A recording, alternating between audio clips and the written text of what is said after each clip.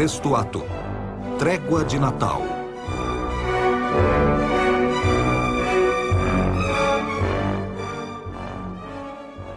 Com a chegada do inverno, a paralisação foi total. Linhas de trincheiras contínuas agora se estendiam na costa belga até a fronteira suíça. Os alemães ainda não tinham construído o formidável sistema de defesa que, na maior parte da guerra, ditaria sua estratégia geral no oeste. Tendo preparado operações de cerco no começo da guerra, os alemães estavam comparativamente bem equipados com armas adequadas para guerras de trincheiras, incluindo morteiros, granadas, armas pesadas e howitzers. A BEF, entretanto, foi obrigada a improvisar seus morteiros com encanamentos e granadas com latas de geleia. Todos os exércitos estavam com falta de armamentos. Mais tarde, Falkenhayn relatou que a falha de apenas um trem de comunicações naquele inverno ameaçava deixar grupos inteiros do fronte sem defesa. Os franceses, requisitando 50.000 rodadas de munição de 75 milímetros por dia, estavam reduzindo apenas 11.000 por dia na metade de novembro de 1914. Enquanto em janeiro, alguns canhões britânicos estavam restritos a atirar apenas 4 rodadas por dia. As estatísticas de perdas em 1914 atingiram forte a BEF. Como uma pequena força voluntária, ela não poderia se dar ao luxo de perder 3.627 oficiais e 86.237 homens entre agosto e dezembro de 1914. Na Inglaterra, Kitchener já tinha previsto uma guerra longa e cara. Tinha iniciado uma vasta expansão das forças militares britânicas, formando uma série de novos exércitos, em que cada um duplicava as 6 divisões da BEF original. Mais de 1.186.000 voluntários se alistaram nos primeiros 5 meses, mas levaria tempo para eles serem treinados. Enquanto isso, soldados ingleses lutavam para assegurar a linha no fronte. Os padrões de mosquetaria já haviam declinado, e o moral tinha caído conforme os alemães conquistavam em pequenas operações em Givenchy, em dezembro. O Natal de 1914 foi marcado por uma trégua espontânea e não oficial em Flanders, onde soldados alemães e ingleses confraternizaram na terra de ninguém, tirando fotos, trocando lembranças e até jogando futebol. Na véspera de Natal, os soldados no campo concordaram em não atirar uns nos outros. Naquela noite, em um fronte, onde 5 dias antes houve luta selvagem, as armas silenciaram. Na manhã seguinte, soldados alemães atravessaram as linhas alemãs e os soldados ingleses saíram para encontrá-los. Até onde podíamos ver era tudo cinza e caqui. Estavam todos fumando e conversando, dando as mãos, trocando nomes e endereços para escreverem uns aos outros após a guerra. Os soldados apareceram com souvenirs, capes e distintivos. Os ingleses deram pudim de ameixa aos alemães. Os alemães convidaram o inimigo às suas trincheiras e cantaram canções de Natal.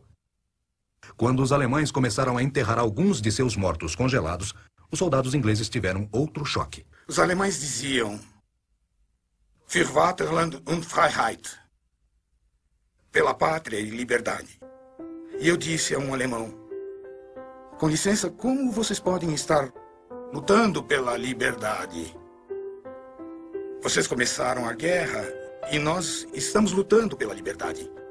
E ele disse: com licença, meu camarada inglês, mas nós estamos lutando pela liberdade de nosso país.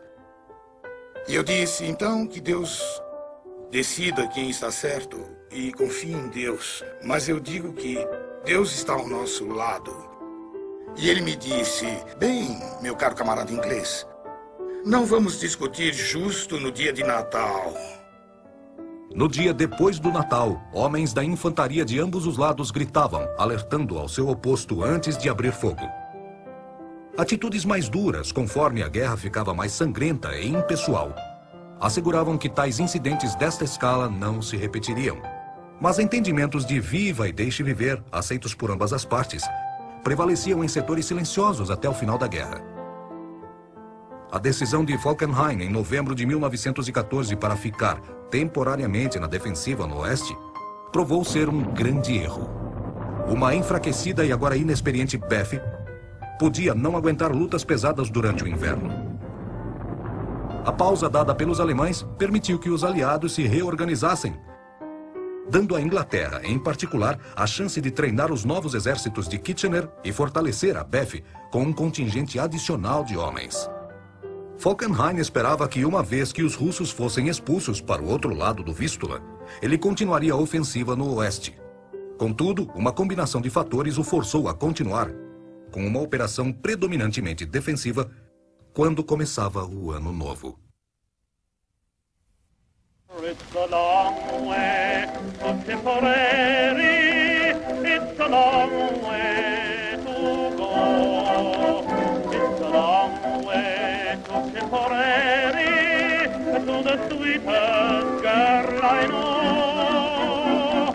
Goodbye, Piccadilly, farewell, Leicester Square. It's a long, long way to Tipperary, but my heart's right there. It's a long way to Tipperary, it's a long way to go. It's a long way to Tipperary, to the sweetest girl I know. Goodbye, Piccadilly.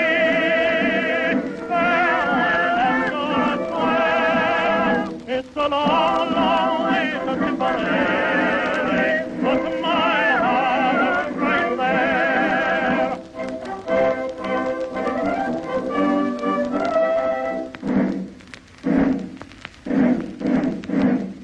Had he wrote a letter to his Irish Malio, saying should you not receive it, write and let me know.